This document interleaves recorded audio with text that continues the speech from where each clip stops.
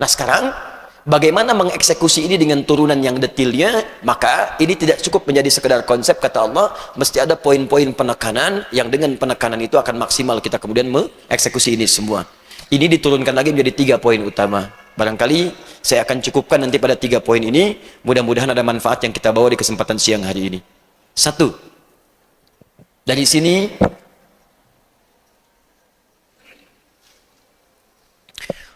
turun Quran surah kedua Al-Baqarah ayat 214, paling kanan sebelah bawah di mushaf. Ini 142, yang ini Quran surah 2 ayatnya 214.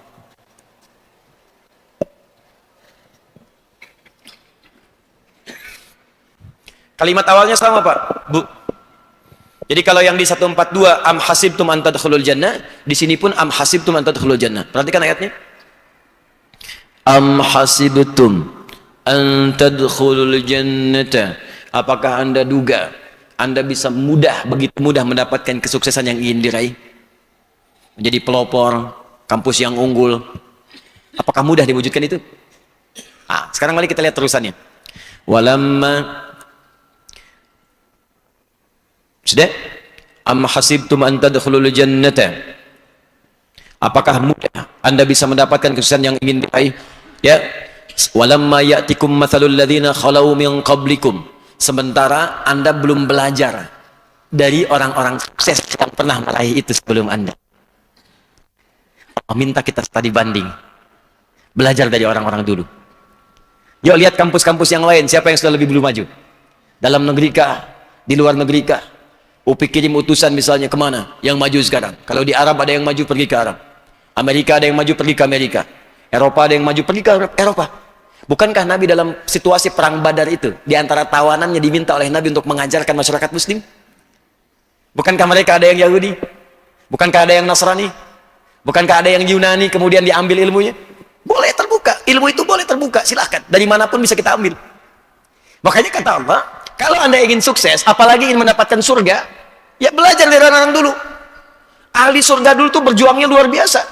Bilal bagaimana perjuangannya, Ammar bin Yasir bagaimana perjuangannya, Hudzaifah al-Yamani bagaimana perjuangannya. Mereka berjuang dengan sangat maksimal. Ada yang dengan hartanya. Nabi katakan, kita akan berjuang, siapa yang mau nyumbang? Utsman mengatakan, ya Rasulullah, ini saya nyumbang. Umar berkata, ya Rasulullah, berapa butuhnya? Kata Nabi, sekian. Kata Umar, ini setengah harta saya. Dikira paling hebat, ternyata datang Abu Bakar. Kata Abu Bakar, ya Rasulullah, berapa butuhnya? Sekian. Ini semua harta saya. Kata Nabi, apa yang kau tinggalkan untuk keluargamu? Kata Abu Bakar, Allah wa Rasulahu. Saya tinggalkan Allah dan Rasulnya, total. Anda berharap surga.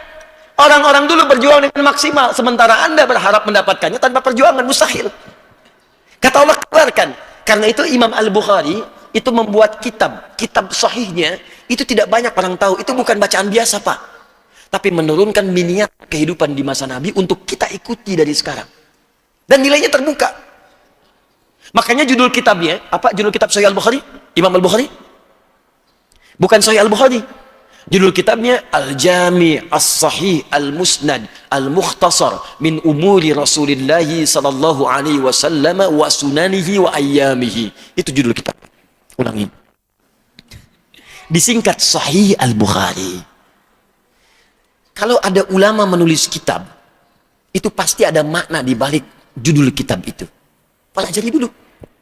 Kenapa Bulughul Maram disebut Bulughul Maram? Ya. Kenapa kemudian ada kitab Bidayatul Mujtahid?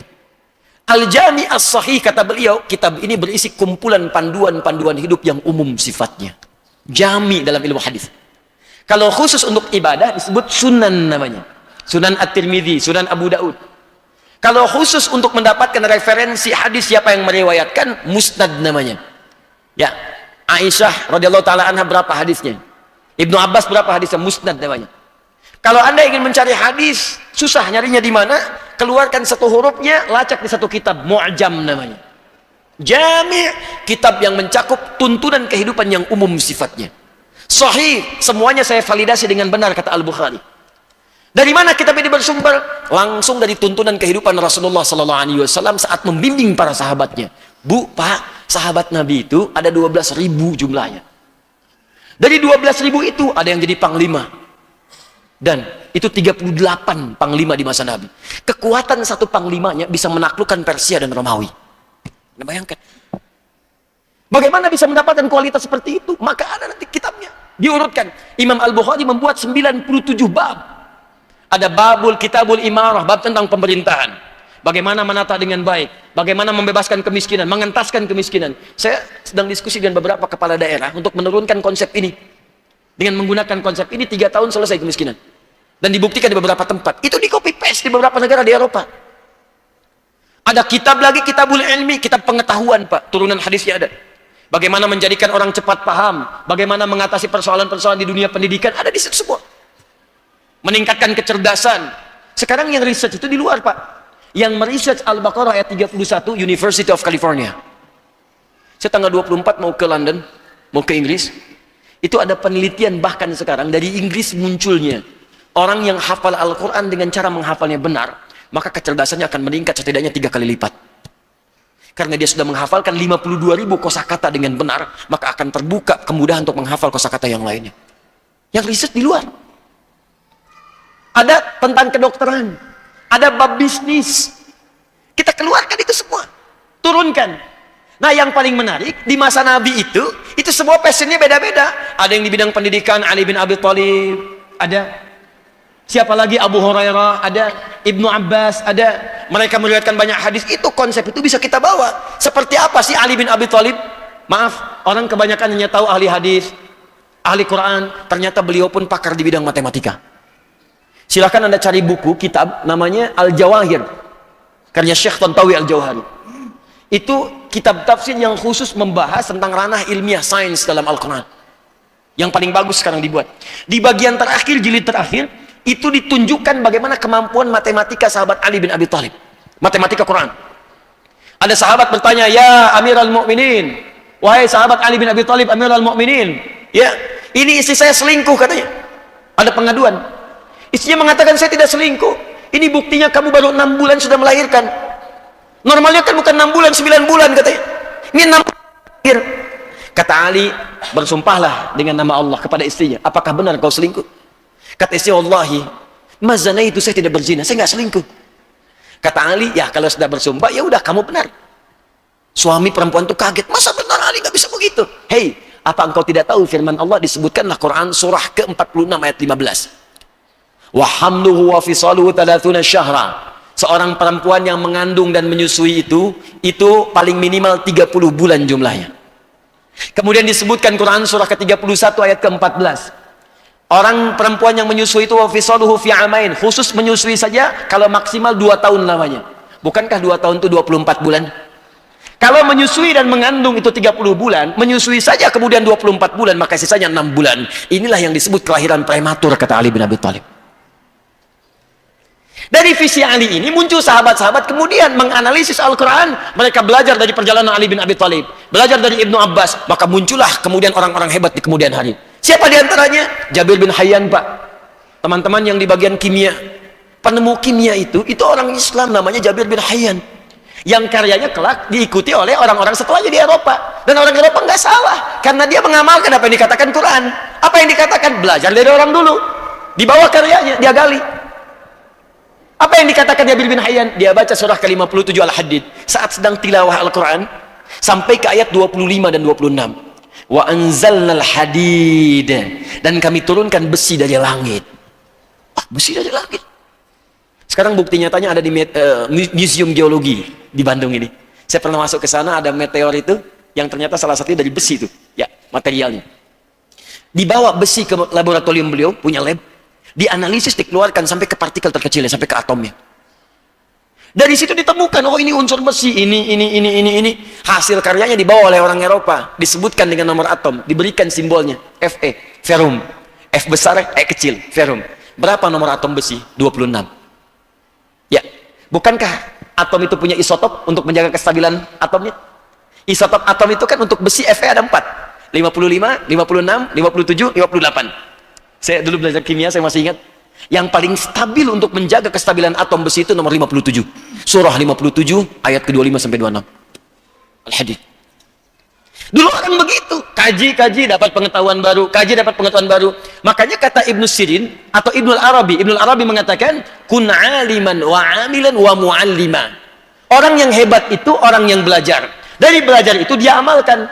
Dari amalan itu dia share dengan orang lain, dia mengajar. Itu orang hebat. Makanya ulama dulu itu, penemu-penemu dulu selalu punya penemuan baru. Kalau bisa arahkan Pak Harek. Walaupun cuma skripsi, usahakan penemuan baru. Skripsi, tesis, apalagi disertasi. Jangan pernah terima disertasi, saran saya, kecuali hal yang baru. Untuk apa ikuti karya yang sudah ada? Bikin yang baru, riset, kemudian alurkan dalam kehidupan. Dulu orang jahiliyah cuma bikin syair, Pak. Ya, maaf, kan syairnya sederhana. Cuman lihat orang-orang bikin syair, kifanab kimin dzikra habibin wa manzili bisaktili wa baina dakhuli fahaumali. Muncul orang Islam, masuk Islam, dianalisis. Ketika dianalisis jadi rumus, jadi ilmu. Ilmu untuk membuat kasidah, bukan cuma kasidah. Dari situ dibuat dasar keilmuan untuk mempelajari turunan disiplin ilmu yang lain. Supaya mudah ilmu-ilmu itu dibuat kaidah gramatikal, dibuat dalam bentuk syair untuk dihafalkan. Muncullah alfiyah di ilmu nahwu. Kalamuna lafdun mufidun kastaqim wasfun wa fi'lun thumma harfun lil kalim wa hibu kalimatun wal qawlu am wa kalimatun biya kalamun qad yu'am bil jarri wat tanwini wan nida wa al mustadin lismin tajizu hasal bi ta'falti atat wa if'ali wa nunik balana fi'lun janjalli. Itu kalau Anda hafal itu, Anda menguasai kaidah bahasa Arab dan bisa berbicara dan bisa diketahui di 26 negara. Cuman hafal itu. Asalnya nggak ada nilainya. Sautu safiril bulbuli ayaja qalbi tamili al ma'u wa zahru ma'a ma zahri lahdul muqali fa anta ya sayyidi wa sayyidi wa maulali fakam tayyumuni ghazailun aqayqali qataftuhu min al-batin fi hadha ar-rajuli faqala la la la faqad qadam muharwili wal walad wali wali wa wali faqultu la tuwali fa bainu ali qala tawhina kadhan wa dzul muqali kahatan kakailali tabuli. Asalnya enggak ada nilainya. Coba ulangi. Enggak ada maknanya, tapi ketika Islam datang diberikan makna. Orang Islam itu mesti begitu. Ini ada teori nih, apa? Kayaknya kurang nih maknanya. Datang, Anda gali, temukan hal yang manfaat dari situ. Ketika ditinggalkan, orang barat ambil lagi, kembali lagi ke musik. Muncullah notasi. CDF, GABC, GABC, DFIS G, DFIS G, ABCIS D, ABCIS D, FIS GIS A, FIS GIS A, BCIS DIS E, BCIS DIS E, FIS GIS AIS B, FIS GIS AIS B, CIS DIS AIS FIS, CIS DIS AIS FIS, GIS AIS BIS CIS. Jadi gitar, jadi piano, jadi macam-macam, kunci F, A minor, jadi G, dan sebagainya, judi, treng. Balik lagi. Kita harus punya visi. Lihat orang dulu. Oke, kembalikan kepada yang tadi. Ayo research, studi banding. Habis studi banding ke sini. Banyak Pak, Al-Azhar bagus Pak. Ya, kalau Anda mau mengambil kurikulum di dunia Islamnya, banyak kok. Mereka punya tinjauan-tinjauan keislaman juga. Saya Desember diterima di Al-Azhar. Kalau UPI nanti mau berkenan, ingin diusulkan apa yang kira-kira bisa disinergikan, silahkan. Ya, saya tadi kemarin saya bersama 4 orang utusan Al-Azhar. Kami terima dari Kementerian Luar Negerinya, dari kedutaannya, itu sampai berbicara ke aspek yang lebih luas lagi. Tadi malam Ahad yang lalu, saya di pesantren di Garut memberikan ceramah, ada hadir guru-guru sains termasuk guru kimia. Bahkan Al-Azhar itu punya konsep tafsir ilmi. Sekarang sedang bikin makalah mengeluarkan ayat-ayat Quran terkait dengan kimia. Tuh. Ada nilainya. Misal untuk yang muslim. Yang lainnya lagi, buka lagi silakan ke Harvard, ke Oxford, kemana, ke Sorbonne dan sebagainya. Dapatkan informasinya, gali, terapkan. Am hasibtum an tadkhulul jannata walamma ya'tikum mathalul ladzina khalau min qablikum. Tapi itu enggak mudah. Masathumul ba'sa. Tapi kalau Anda ingin eksekusi itu, pasti Anda akan berhadapan dengan tantangan. Petakan dulu tantangannya. Mau ke Amerika, tantangan pertama tiket. Biaya research. Klasik gitu di Indonesia, research butuh biaya, ya bahan, kajian, pakar dan sebagainya. Siapin, nggak apa-apa. Yang paling dahsyat kata Al-Quran itu nanti selesaikan. Sekarang petakan dulu. 1, kata Allah ba'sa, tantangan yang ringan. Dibagi 3 oleh Quran. Saya hapus dulu ya. Insya Allah. Saya udah 4 kali kesini nih. Alhamdulillah. Datang sendiri, nerangkan sendiri, tulis sendiri, hapus sendiri. Masya Allah. Hadirin unggul, masuk surga. Oke, lihat sini. 1, ada ba'sa. Ini dari kata ba'sun. Oke. Kedua, dharra. Dari kata dhurrun. Yang ketiga, zilzal, wa zulzilu. Ini sudah 1 kata. Ini Pak, menarik sekali konsepnya. Kata Allah, ketika Anda akan memulai mengeksekusi sesuatu, Anda pasti akan menghadapi tantangan. Tantangan itu petakan pada 3 bagian. Ada 3 hal. Pertama, ba'sa. Asalnya dari kata ba'sun, sesuatu yang ringan, yang gak banyak berdampak. Tuh.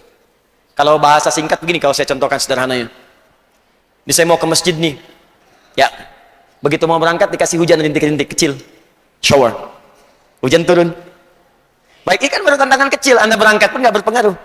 Maka orang Arab itu mengatakan, kalau gak banyak pengaruhnya, orang Arab akan mengatakan, la ba'sa. Ah, ini biasa, kecil ini. La ba'sa. La ba'sa. Biasa. Orang Indonesia nggak usah panjang-panjang, lewat. Labas. La ba'sa. Lewat. Ini biasa. Anda mau kerja pertama kali, pasti ada tantangan. Kapolsek mulai tugas, pasti ada tantangan di depan. Dosen mulai bertugas, ada tantangan. Nggak apa-apa. Kalau yang ringan-ringan, yang nggak usah kita pikirkan, jangan banyak dipikirin. Kadang-kadang hujan belum turun, udah bikin status. Bandung panas, oi. Emang kenapa? Gak akan merubah situasi. Macet, macet aja bikin status. Macet dia baca. Macet belajar, macet dengerin Quran, selesai. Ini macet aja bikin status. Dosen itu tidak seperti yang aku kira. Datang konsultasi belajar, selesai. Udah, ini banyak orang sekarang berdoa aja di Facebook, coba. Berdoa di Facebook. Kalau setuju, aminkan ya. Ini tantangan ringan kita petakan. Ya. Jadi kalau Anda pada yang ringan aja belum bisa mengatasi, maka bagaimana mencapai cita-cita yang besar? Orang besar itu tantangannya besar, orang kecil itu kecil. Jadi kalau Anda pengen besar, tantangan kecil nggak terlewati, Anda sebetulnya masih kecil. Hujan rintik-rintik, shower, masih kecil aja. Mau ke masjid, masih pikir-pikir. Papa, kenapa nggak ke masjid? Hujan mah, kan cuman kecil, ada payung. Takut ria. Takut ria. Oke, petakan. Terjadi perdebatan, ini nggak mungkin, Pak. Itu kan belum terjadi. Jangan dibilang nggak mungkin dulu, itu kecil. Langkan dulu. Selanjutnya ini, turun. Ini sudah gangguan fisik, Pak. Fisik. Hujannya mulai besar, deras, kena ke fisik, mulai basah, dan sebagainya. Pertengahan di jalan, ternyata kelihatan tantangan tidak mudah. Kadang-kadang kelihatan berhasil atau enggak nih, gitu kan? Tengah-tengah, mulai ada pekerjaan fisik mulai meluas. Harus bolak-balik siang malam, sampai kadang-kadang begadang, sampai ke mau tahajud juga, masih ada pekerjaan, itu biasa, nggak apa-apa. Orang dulu juga begitu. Nabi aja yang sudah jamin surga, itu tahajudnya sampai bengkak kakinya. Ternyata dicek rakaatnya itu di Al-Bukhari nomor hadis 2008 sampai 2010, paling kanan sebelah bawah di kitab dari Sayyidah Aisyah, itu ternyata rakaat pertamanya aja sudah 5 juz 4 halaman. Pernah 3 orang sahabat pengen ikutan, datang ke Sayyidah Aisyah. Mereka bertanya bagaimana salat malamnya Nabi. Kata Sayyidah Aisyah, la tas'alu an husnihinna wa tulihinna. Jangan ditanya panjang dan bagusnya. Bagus, panjang. Penasaran. Hudzaifah, Abdullah bin Mas'ud, ya satu lagi ada Ubay bin Ka'ab. Di belakang Nabi salat. Benar, bagus, enak salat. Kata mereka nggak ada salat paling enak kecuali di belakang Nabi. Di kalau berhenti di ayat doa, berdoa, nikmat salatnya. Cuman nggak kerasa, ternyata dikira selesai Al-Baqarah ruku, itu nyambung Ali Imran. Ali Imran ruku, nyambung An-Nisa. Begitu selesai An-Nisa 176 ayat 5 juz 4 halaman baru ruku. Besoknya nggak pada ikutan lagi, Pak. Nabi itu. Jadi berjuang itu biasa, capek itu biasa. Ada saatnya kita menikmati dan memanen apa yang telah kita tenun itu. Biasa. Nabi ahli surga, sholat sampai kaki bengkak. Anda pengen ke surga, malam bangun mata bengkak, sholat aja belum. Darulah. Terakhir zilzal. Zilzal itu asalnya gempa, Pak. Bahasa tekstualnya. Idza zulzilatil ardu zilzalaha, gempa. Ya, kalau dalam konteks ujian, artinya ujian yang kadang menggoyahkan hati kita. Ini benar atau tidak ya? Kadang-kadang ada tekanan. Ya, kenapa harus saya? Kadang ada orang yang berkata, kata Allah, hatta yaqula rasul walladzina amanu ma'hu mata nasrullah. Sampai ada orang yang berkata, ya Allah, kapan ini selesai? Itu fitrah biasa. Ya Allah, kenapa mesti saya? Ya Allah, why me? Kata Allah, why not? Kenapa tidak? Anda yang ingin. It's honor for you. Ini kehormatan untukmu. La yukallifullahu nafsan illa. Mustahil Allah menguji seseorang di luar batas kemampuannya. Artinya kalau Upi memiliki tantangan itu, memang cuma Upi yang sanggup, yang lain tidak. Cuma Upi yang sanggup. Sama juga dengan yang lain. Kalau yang lain punya ujian, artinya Anda yang mampu, yang lain tidak. Sama dengan hadirin sekarang, kalau Anda sedang punya masalah seberat apapun, artinya cuma Anda yang sanggup, yang lain nggak sanggup. Makanya Adi Hidayat tidak diberikan beban itu, Anda yang diberikan karena Anda yang sanggup. Mustahil Allah menguji kalau Anda nggak mampu. La yukallifullahu nafsan illa. Dan tidak harus bikin status. Memang cuma saya yang sanggup. Oke. Baik. Ini gambarannya. Kemudian yang terakhir, kalau kita masih juga capek berjuang dan belum tampak hasilnya, kata Allah, yakinkan pada dirimu, ala inna nasrallahi qarib. Satu saat tidak akan pernah ada usaha yang sia-sia. Pasti akan ada sesuatu yang kita dapatkan dari situ. Walaupun mungkin hasilnya bisa jadi penemuan yang baru yang tidak terkait erat dengan apa yang telah kita konsep itu. Selalu begitu. Tiba-tiba pengen cari sepatu bagus, belok sini ketemunya di Cibaduyut.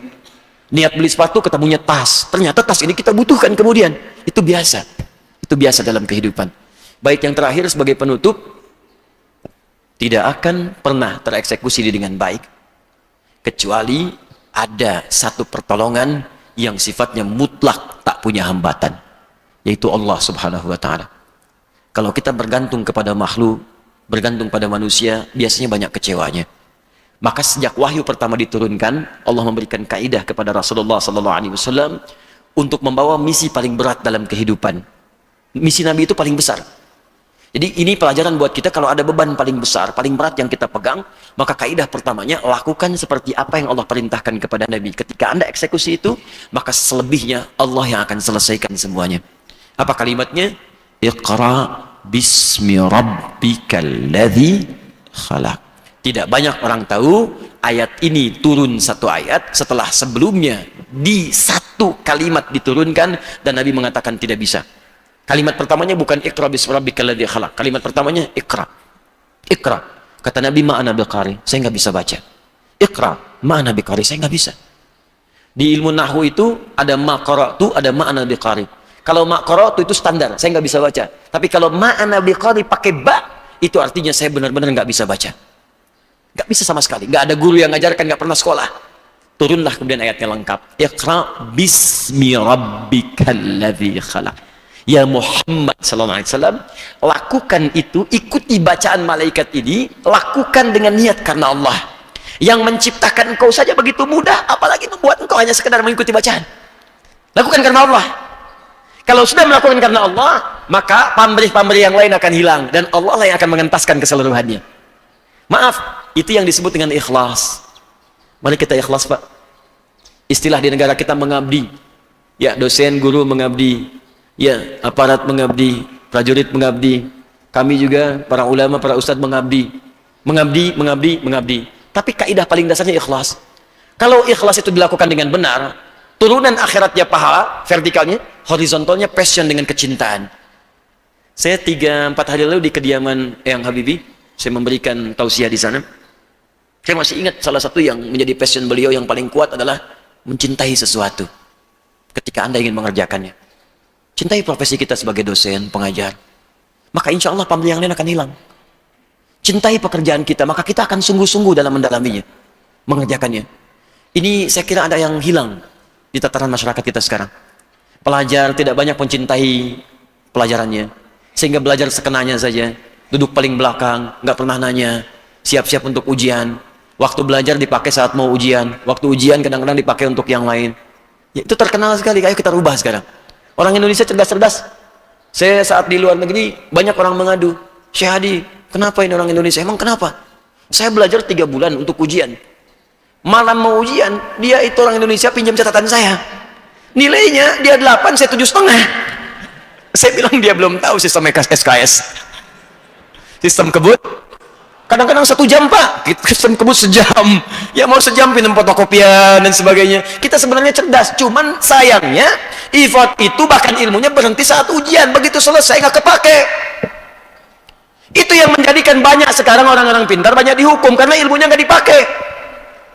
Sayang belajar tinggi-tinggi hanya untuk berakhir kemudian dijeruji besi. Untuk apa? Kita cintai. Seorang ulama sedang mengajar, banyak siswanya, senang dia. Tapi ketika siswanya 1-2 orang yang paling aneh, senang juga, semangat ngajar seperti banyak orang. Tiba-tiba satu orang datang, ini kisah nyata. Satu orang datang bertanya, Syekh, kenapa Anda begitu semangat? Kan muridnya cuma 2. Kata Syekh ini, hei, bukankah saya diperintahkan mengajar hanya untuk Allah? Ketika saya ajarkan hanya untuk Allah, Allah sudah memberikan apa yang dijanjikan. Saya nggak peduli mau banyak mau sedikit, karena yang saya inginkan cinta Allah kepada saya bukan banyak sedikitnya. Kalau passion kita benar mengajarkan untuk didik satu murid, dua orang murid, boleh jadi satu dua orang itu yang akan punya jutaan murid di kemudian hari, yang akan mengajarkan kembali dan memberikan kebaikan, kepeloporan, keunggulan untuk apa yang diinginkan UPI di masa kini, untuk masa depan yang akan datang. Saya kira itu yang bisa saya sampaikan. Mohon izin, saya tidak bermaksud untuk mengajari. Saya yakin Bapak Ibu yang ada di sini lebih paham dari apa yang telah saya sampaikan. Tapi barangkali saya ingin share saja. Ternyata Al-Quran banyak memuat konsep-konsep indah yang bisa kita terapkan dalam kehidupan. Semoga insya Allah bermanfaat. Saya tidak bisa memberikan banyak, terima kasih. Ya Prof, ini untuk shawlnya. Saya sangat merasa terhormat dengan ini. Dan saya sangat bahagia. Saya sangat senang setiap kali datang ke UPI. Karena saya merasakan ada sesuatu yang memang Al-Quran mengarahkan untuk nilai-nilai itu diterapkan di dunia pendidikan. Dan saya sangat senang. Karena itu insya Allah rasa senang ini saya akan turunkan kembali untuk memberikan hadiah. Nanti insya Allah kami akan cetak juga mushaf. Dan di antara mushaf itu saya akan hadiahkan kembali ke UPI sebanyak 1000 mushaf insya Allah.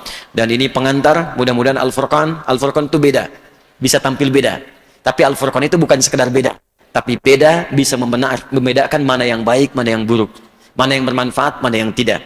Maka mudah-mudahan setiap yang beribadah di sini, yang baca Quran, yang sholat, yang belajar, dia bisa membedakan mana yang bermanfaat, mana yang tidak, mana yang unggul, mana yang bukan, mana yang baik, mana yang tidak. Sekali lagi, terima kasih. Semoga Allah muliakan dan semoga Allah berikan segala kemuliaan kepada kita semua. Untuk Pak Kapolsek, Pak, salam perkenalan, Pak Joni. Dan saya hadiahkan, Bapak silakan pilih di antara anggotanya, stafnya. Insya Allah Januari kami akan kirimkan hadiah umrah bagi peserta Asian Games, atlet kita di Indonesia. Saya telah berikan di Kota Baru Parahyangan, Bu Kompol Nuriyati di sana, ya, untuk pilih anggotanya. Bapak boleh pilih salah satu anggotanya untuk menyertai nanti Januari, ya, sebagai hadiah dari kami, insya Allah, untuk menyertai para atlet untuk berangkat ke sana. Ya, insya Allah mudah-mudahan. Dan saya cuma titip pesan aja Pak, tolong titip UPI, ya, jaga UPI, tolong dibantu apa-apa yang mudah untuk bisa dikerjakan di sini. Terima kasih Bapak Ibu sekalian, semoga bermanfaat apa yang saya sampaikan. Mohon izin, ada saudara kami yang meninggal dunia tadi pagi dan akan dimakamkan setelah zuhur ini. Ya, mudah-mudahan teman-teman di staf-staf juga sudah bersiap-siap untuk bisa sendiri menyolatkan, ya, dan mengantarkan mereka rajin untuk sholat, rajin untuk taklim. Setidaknya di akhir hidupnya kita pun bisa menyolatkan mereka dan mengantarkan ke alam kuburnya. Mari kita berdoa kepada Allah Subhanahu wa taala. Semoga dengan doa ini insyaallah kita mendapatkan keberkahan dari apa yang telah kita dapatkan dalam kesempatan hari ini. Alhamdulillah.